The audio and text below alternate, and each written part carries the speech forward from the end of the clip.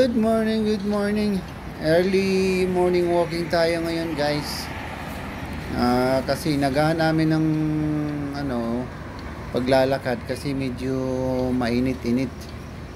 Iikot kami doon sa may farm, doon sa may sapa, tsaka may farm ng dates.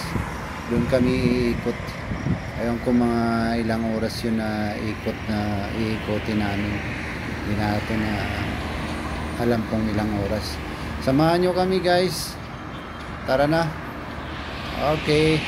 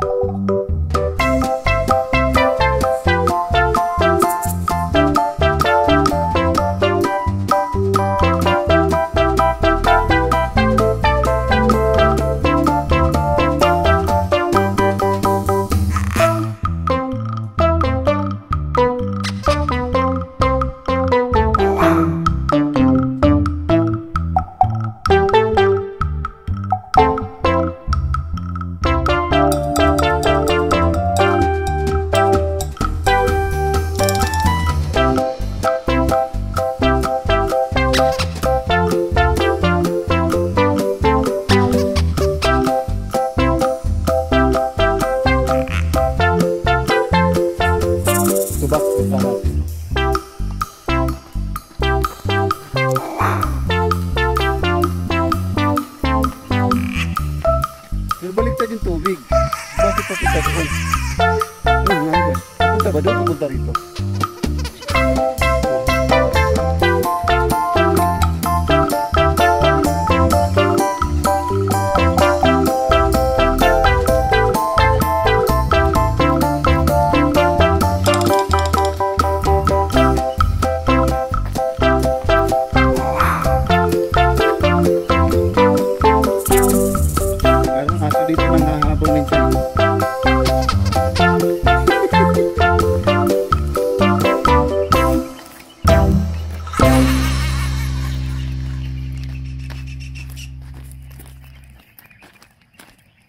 Dito nilagay. Dito nila nilagay yung mga para magkaroon ng dito sa kanila. Hindi mga ng tubig ba? Oo.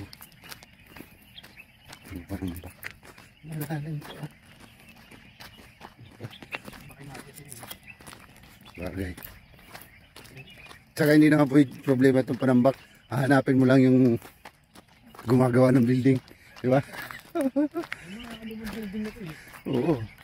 Kitang kita ang mga luma na pinagkanuhan.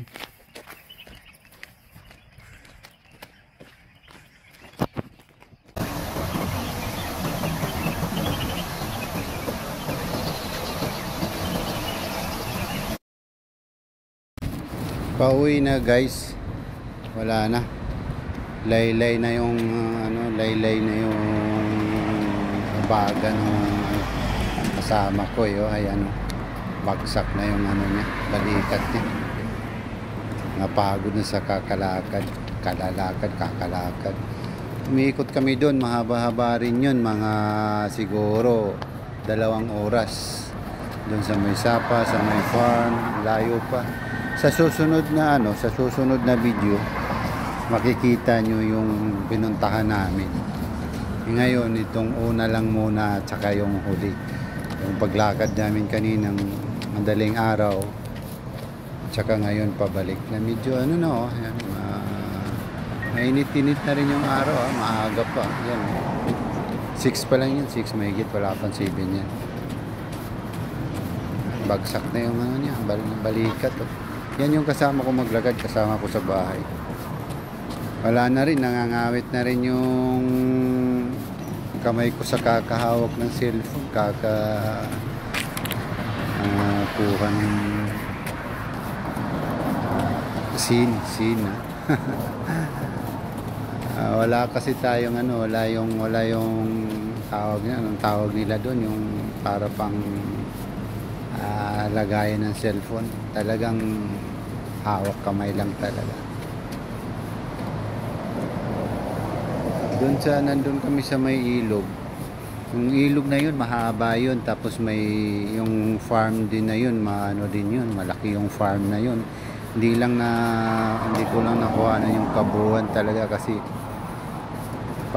although open siya pero private. Baka kung kuhanan ko baka makita ang may-ari nun, prinsipe.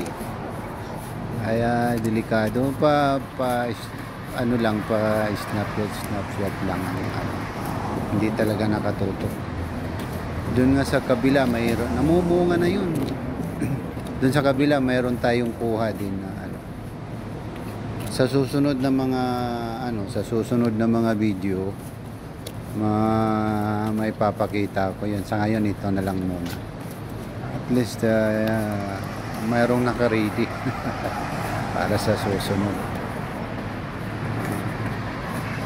Inagahan namin kasi mainit na eh. Yan, aga pa nga lang yan, 6 pa lang yan, pero yung araw ano na, imbis na exercise ka, parang sa gatang-gata ko pag ginano ka ng init eh. Kaya yan, pauwi na rin, reklamo na rin yung kasama ko, tara na, uwi na tayo, tara na. Pagod din sa akin kasi pagod na rin. Sinamahan niya lang kasi ako na sabi ko punta tayo doon, no? Maganda doon tayo magkuha-kuha ng mga lugar-lugar pang content. Ala, kasi hindi tayo kuha-kuha ng pang content eh. Buti na lang sinamahan ako. May mga ibang area pa rin na magaganda pero hindi pa naabot. Kasi walang sasakyan. Tsaga-tsaga na lang. Ano lang yung maabot, doon lang kukuha. Huwag lang pilitin. Kaya ayan. Sa palibot-libot lang muna sa palibot-libot ng paligid ng bahay. Doon malayo-layo naman. Sa susunod, sa kabilang parte naman ng ilog. Doon maraming isda yun guys, maraming hito, maraming tilapia, pero hindi na-advise na kainin. Kasi yung tubig na yan, galing yan sa galing sa human waste. Tapos inano lang sa planta hanggang lagyan ng chemical, ano bang tawag nila doon? Parang ni-recycle. Ayan, naging tubig na ulit siya. Tapos may ilang hektarya yun may pinupunduhan. Pag nawala na yung chemical, amoy ng chemical, binibitawan na nila yung na yan, tubig papunta dun sa malayo. Kaya maraming tilapia, maraming hito. Binibitawan nila pag wala ng chemical, nabubuhay na yung isda, okay na. Kaya hindi advisable na hindi na-advise nila na kumanghuli doon o kainin yung mga isda doon. Pero mayroon pa rin talaga mayroon pa rin doon sa parting dulo. Ayan, sila, nangunguha sila doon. Kinakain. Pero okay naman eh. Yung sikmura nila eh. Matibay. Yung rails na yan, yung train na yan guys, wala pang ginagawa pa lang talaga, hindi pa Wala pa yung trend, ina-assemble pa lang kasi yung mga ibang area wala pa. Baka daw sa taon na to tatakbo na yan. Masakyan nga yan. Ituturo ko kayo pag tumakbo na yan.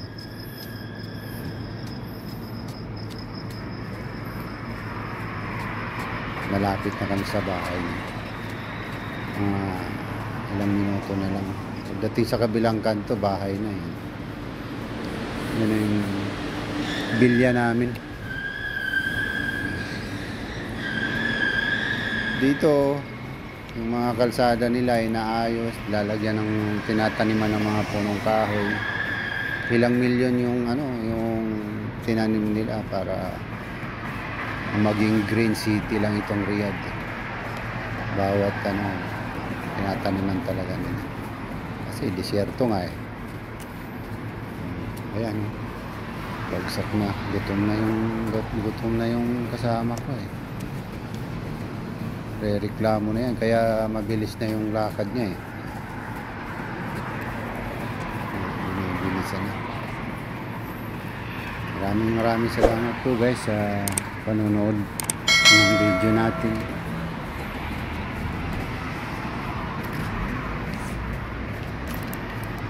Doon sa kabilang kanto, nandun na yung natin, yung bahay namin.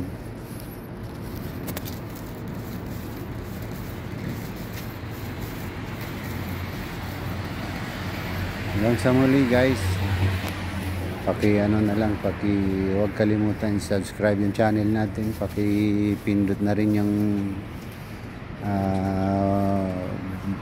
button dyan para updated kayo sa mga videos natin, at share na rin kung maaari. Maraming salamat. God bless po sa lahat. Sa susunod makikita nyo yung kabuuan ng yung kung saan kami umikot doon sa farm at saka sa may ilog.